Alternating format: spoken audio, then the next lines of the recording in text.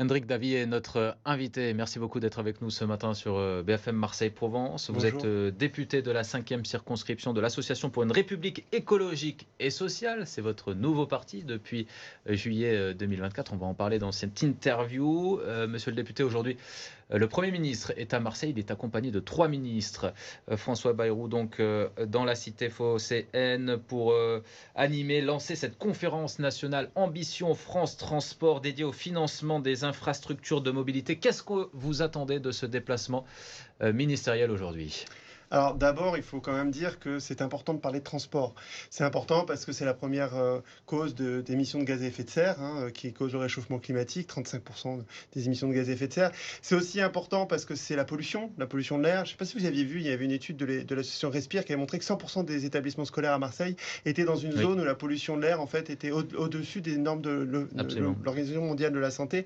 Ça veut dire que nos enfants respirent un air qui est pollué, c'est pas bon pour eux. Puis c'est aussi important, vous l'avez rappeler en fait l'état du trafic ce matin. C'est important pour tous les Marseillaises et les Marseillais qui nous écoutent et qui peinent tous les matins pour aller à Marseille parce qu'ils vivent ailleurs ou pour aller ailleurs parce qu'ils vivent à Marseille et les transports entre Marseille et l'agglomération ne sont pas suffisamment efficaces et souvent ils sont contraints de prendre leur voiture. Donc c'est important.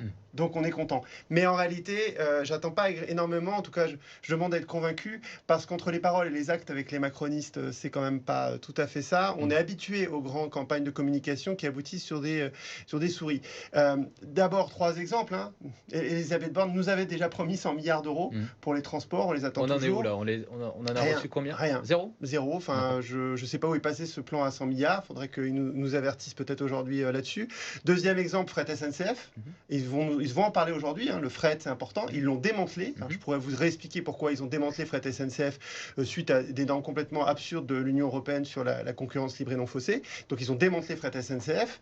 Troisième exemple, le plan vélo a été raboté, a été divisé par 2.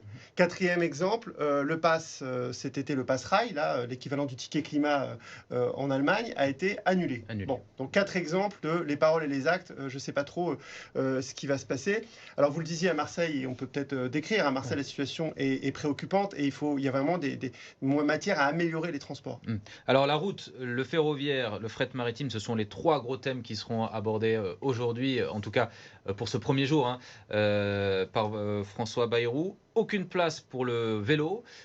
Quelles sont les priorités à Marseille ? Les priorités à Marseille, c'est d'abord sur les transports en commun, qui soient le métro, le bus et le tram. Il y a 5 problèmes. Le premier, c'est un problème de desserte. Bon, ça, le plan Grand Marseille en grand, enfin voilà, commence à améliorer les choses, mais il y a beaucoup trop de zones à Marseille qui ne sont pas desservies. Donc ça, c'est le premier problème, c'est la desserte.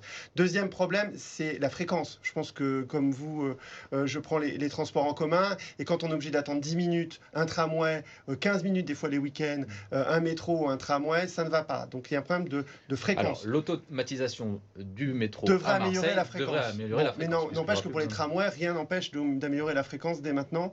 Pareil pour les bus. Troisième problème, c'est la fiabilité. C'est-à-dire beaucoup de gens attendent le bus et puis finalement il ne vient jamais. Alors problème de fiabilité, j'en avais discuté avec. Quelles sont les contraintes donc auxquelles font face la métropole auxquelles fait face la métropole pour ne pas mettre plus de fréquences de tramway? Alors, je pense qu'il y a un manque de moyens. Et puis sur la fiabilité, il y a un problème de zone propre. C'est-à-dire qu'il faut que ce soit des transports en zone propre. Pourquoi ? Parce que sinon, il y a les Marseillais qui se garent. Et je dis aux Marseillaises et aux Marseillais qui m'entendent, ne vous garez pas sur les lignes de bus, parce qu'en réalité, ça provoque des problèmes ensuite sur l'ensemble du trafic. Et ça fait à la fin que des citoyens et des citoyennes qui ne prennent pas leur voiture n'ont pas leur bus. Voilà. Et vous avez cité le vélo. C'est un immense souci. Il n'y a pas assez de pistes cyclables à Marseille. Et surtout, elles ne sont pas en zone propre. C'est le même problème. Et c'est très dangereux. C'est-à-dire que moi, sur le boulevard Chave, par exemple, en fait, il y a à la fois les terrasses de café, les pistes de vélo, il y a les trottinettes, les serveurs qui passent, les enfants qui passent. Voilà, c'est une catastrophe. Il faut toujours avoir des sites en zone propre. Donc, on sache qu'on est sur une piste cyclable où il y a aussi les trottinettes. Et ça, il y a un chantier. Il y a une implantation quand même des bus à haute qualité de service Oui. qui auront des voies dédiées. Ça devrait quand même aller dans le sens Ça va dans le bon de sens. Il y l'amélioration a du une trafic. nouvelle ligne qui vont faire là dans les quartiers nord. Donc ça va dans le bon sens, mais ça va pas assez vite. Et quels sont les freins à ça? C'est les financements. Il y a un première source de financement, et j'en avais beaucoup discuté aussi avec la métropole, c'est le versement mobilité transport que payent les entreprises. Il est de 1% à Marseille, il est de 3% à Paris. J'ai porté à chaque projet de loi de finances, j'ai porté un amendement pour le porter à 3%, puisqu'il n'y a pas de raison que les entreprises à Marseille ne payent pas 3% alors qu'elles payent 3% à Paris. Et ça dégagerait, et le Et ça en est département... où alors, justement, alors pour cet l'instant, amendement? c'est toujours... en fait, il pouvait être voté, il y avait la majorité pour qu'il soit voté à chaque fois, mais 49-3, démocratie, Bérou, on va en reparler après. Autre actualité, Henrik Davy, qui concerne les Marseillais, mais tous les Français de manière générale. On en parle ce matin sur BFM Marseille-Provence. C'est cette grève annoncée par les cheminots et les contrôleurs de la SNCF. Ils souhaitent obtenir notamment une revalorisation de la prime de travail, une meilleure amélioration de l'organisation de leur travail. Est-ce que vous les soutenez ? Moi, je soutiens le ferroviaire. Et donc, je soutiens les travailleurs du ferroviaire quand ils exigent de meilleures conditions de travail. C'est intéressant parce que maintenant, très souvent, les rémunérations sont souvent un problème, mais maintenant, souvent, l'organisation du travail est plus citée dans les conflits au travail. Et ça, c'est normal. Je le vois en tant que député parce que je fais énormément d'auditions de salariés. Il y a un problème d'organisation du travail parce qu'on a un management avec une hiérarchie qui souvent ne comprend pas. Mais en fait, faire grève le week-end de pont qui va les salariés...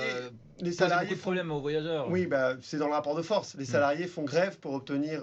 Ils ne peuvent pas faire un autre grève à un autre moment? L'idée, c'est de faire grève quand ça gêne les gens et quand la SNCF a le plus à perdre, et donc pour obtenir le plus vite.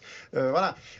En réalité, moi, je pense que c'est moins problématique de faire grève quand c'est du loisir qui est impacté que de faire grève quand c'est les travailleurs et le fait d'aller au travail qui est impacté. Donc, moi, ça ne me choque pas plus que ça.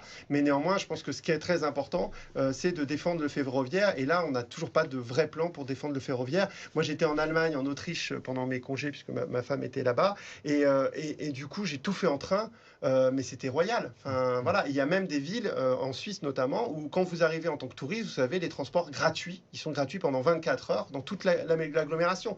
On est vraiment très, très, très en retard en France. Et c'est aussi un facteur d'attractivité pour les entreprises. Henrik Davy, nous sommes à moins d'1 an des municipales. Désormais, j'imagine que vous avez encore en bouche le goût amer de votre éviction par la France insoumise.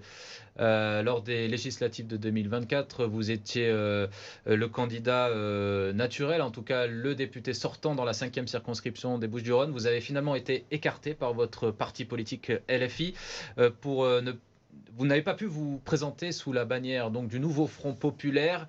Est-ce que vous en voulez toujours à la France insoumise? Est-ce que c'est terminé l'histoire entre vous et LFI? Non, ce qui n'est pas terminé, c'est que moi, si j'ai été évincé de la France insoumise, c'est que depuis 2017, je dis qu'il y a un problème de démocratie, de fonctionnement démocratique au sein de la France insoumise. Il y avait d'autres désaccords, notamment la question de l'unité. C'est-à-dire que j'ai toujours défendu l'unité de toute la gauche. Donc moi, je pense que les désaccords restent forts.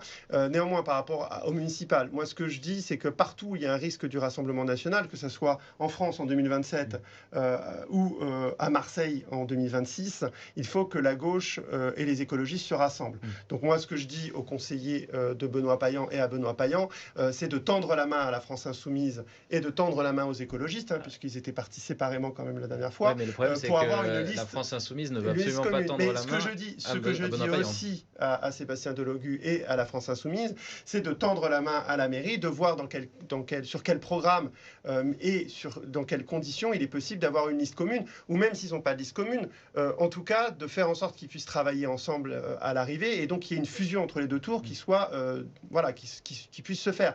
Parce que moi, mon inquiétude, c'est qu'il y ait deux listes de gauche au second tour. Et s'il y a deux listes de gauche au second tour et que l'extrême droite est à plus de 30%, vous faites les calculs. On vient de voter la loi PLM. En cas de triangulaire, il y a un vrai risque que l'extrême droite prenne la ville. Vous soutiendrez plutôt Payan ou plutôt Delogu? Alors, moi, je ne compte pas m'investir spécialement en tant que député dans cette élection. D'abord parce que je respecte les différents niveaux et moi, je suis élu en tant que député. Et donc, je travaille très bien avec la mairie. Mais néanmoins, je ne compte pas m'investir dans les élections municipales. Après, notre mouvement, vous l'avez cité, l'Après, qui est issu finalement voilà, en gros, c'est un mouvement qui a été construit à partir de ceux qui se sont fait exclure ou qui sont des déçus de la France insoumise, nous déciderons, nous, collectivement et démocratiquement, quelle liste nous soutiendrons et si nous avons des candidats et des candidates aux municipales. Pour l'instant, ce n'est pas encore l'heure de trancher ces questions-là. Merci beaucoup, Hendrik Davy, député de l'Association pour une République écologique et sociale de la 5e circonscription des Bouches-du-Rhône, d'être venu ce matin sur le plateau de Bonjour Marseille. Merci.